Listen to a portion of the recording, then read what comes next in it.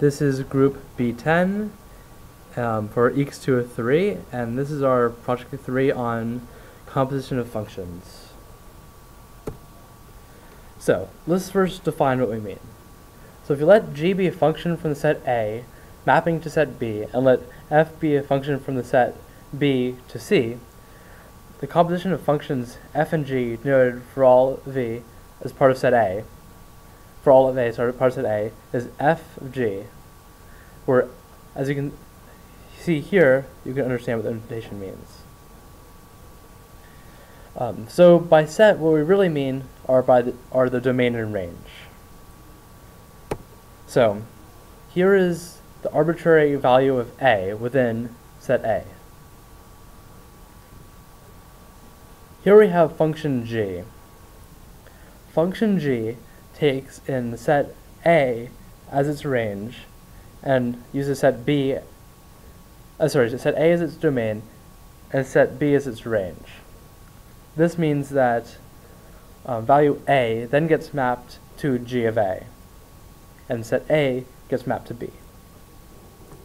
Now let's add in function f. Function f maps domain or set B to domain in set C. This makes g of A into f of g of A, and set B to set C. Here you can see how we map across, all the way across. So you see f of g of A maps point A to f of g of A, and maps all of set A directly to all of set C. Sets A as the domain and C as the range. So let's do some examples. First, let's let f equals x cubed. Let's let g equals the cube root of x. Here we can take f of g, which is the cube root of x cubed.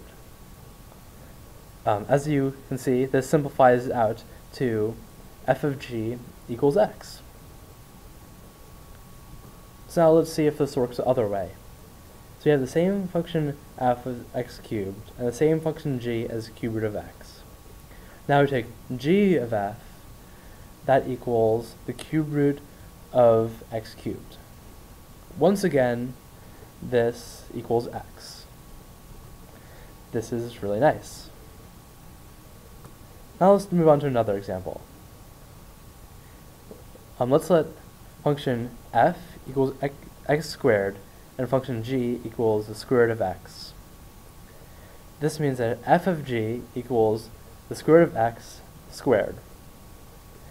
So this means that f of g equals x, but not only x, because since it takes the square root first, it limits it to the domain of 0 to infinity, as any negative x would lead to a non-real number, which would not be good for us.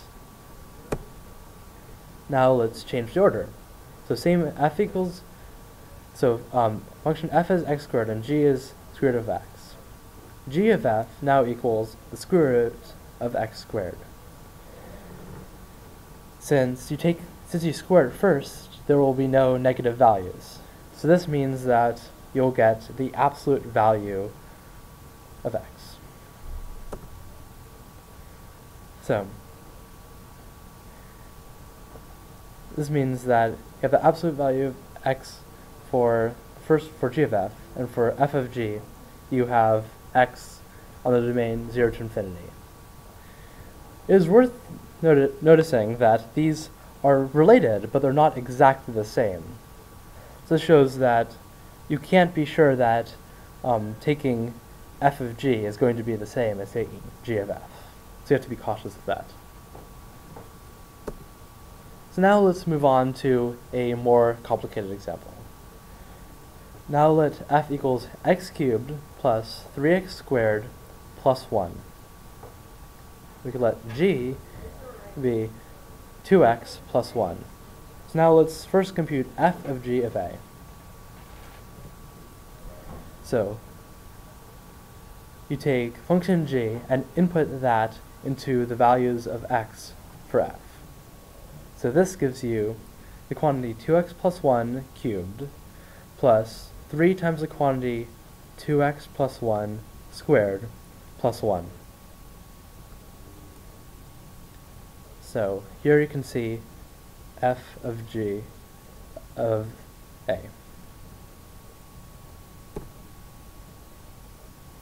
Now we can factor that out, and we now have the quantity 2x plus 1 times the quantity 4x squared plus 4x plus 1 plus 3 times the quantity 4x squared plus 4x plus 1 plus 1.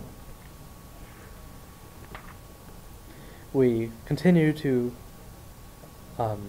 distribute this out. We have 8x cubed plus x squared, 8x squared plus 2x plus 4x squared plus 4x plus 1 plus 2x squared plus 12x plus 3 plus 1. Once we go and simplify this out, we get the much cleaner solution of 8x cubed plus 24x squared plus 18x plus 5. So now let's see what happens when we do it the other direction. Is this going to be the same, or is it going to be different? So once again, function f is x cubed plus 3x squared plus 1, and function g is 2x plus 1. And we're trying to compute the value g of f of a. So now we input the value of f. We input function f into where x is for function g. This gives us 2 times x cubed plus 3x squared plus 2 plus 1. So, distributing this, we get 2x cubed plus 6x squared plus 2 plus 1, which then comes out to equal 2x cubed plus 6x squared plus 3.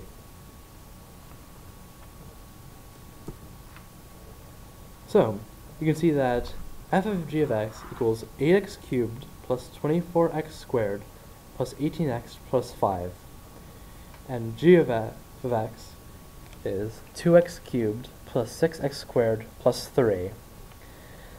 As you can see, these are not really all that similar.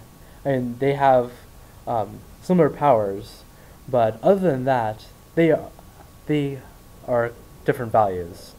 So this shows that you have to be really careful of this, as the order of how you take your functions will almost certainly have a pretty big impact on the outcome.